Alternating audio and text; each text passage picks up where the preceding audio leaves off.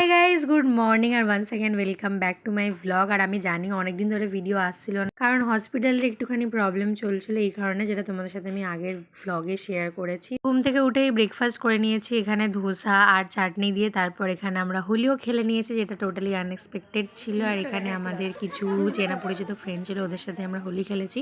কি করবো নিচেটা দেখাবি? হ্যাঁ, এই মনে হচ্ছে না কোথাকার জেলখানা থেকে যেমন ছাড়া পেয়েছি এরকম লাগছে। ওরা দুজন কারা?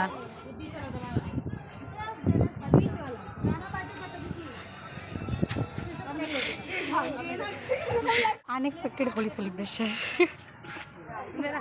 মেরা হালাত দেখো রে।